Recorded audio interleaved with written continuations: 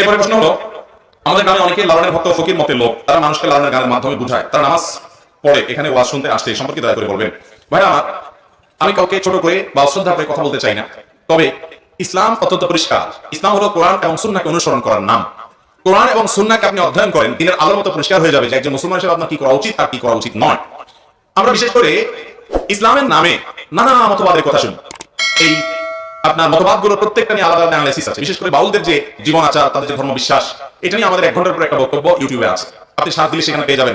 আমি বহু দিন ব্যয় করে তাদের বই পুস্তক পড়ে তার উপরে ডিটেইল আলোচনা করেছি, আপনি সেটা শুনে নিতে পারেন। আমি অনুরোধ করবো আপনি অনুগ্রহ করে নির্মমভাবে একটা বার পুরো আলোচনা শোনার চেষ্টা করেন, আশা করছি আপনার কাছে ক্লিয়ার হয়ে যাবে। আমি শুধু এটুকু বলবো, কিয়ামতের আগে ইসলামকে অনেক ভাবে ব্যাখ্যা করবে। কেউ বলবে নামাজ কালাম পড়া দরকার নাই, মারিফত এটাই সব। মারিফত কি? মারিফতের সব ভিতরে উপরে কিছু করা লাগবে না। তাদেরকে জিজ্ঞাসা করবে, আমার নবীজি সাল্লাল্লাহু আলাইহি ওয়াসাল্লাম শুধু নামাজ পড়েন নাই, জীবনের শেষ মুহূর্তে যখন তার নিজের ঘর থেকে তার যে কবর, আপনার মিম্বর, যেটা এই আজকের এই যে মাহফিলের যে আমাদের এই প্যান্ডেল আছে, প্যান্ডেলের স্টেজ থেকে প্যান্ডেলের শেষ মাথা পর্যন্ত এতটুকু দূর হবে না, আরো কম। যারা মদিনা গেছেন তারা জানেন, নবীজির কবর থেকে ওনার মিম্বর আরো কাছে।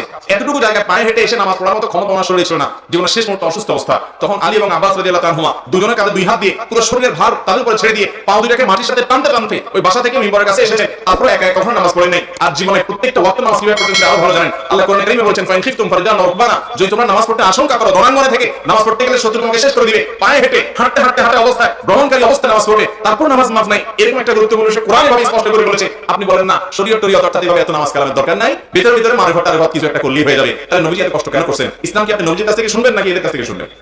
কার কাছ থেকে শুনবেন? আল্লাহ নবীর কাছ থেকে শুনবেন না? আল্লাহ তো তাকেই পাঠিয়েছেন মডেল হিসাবে। অতএব ইসলামের নামে আমরা এই সমস্ত বিভ্রান্তির মধ্যে থাকলে কখনো আমরা মুক্তির পথ পেতে পারি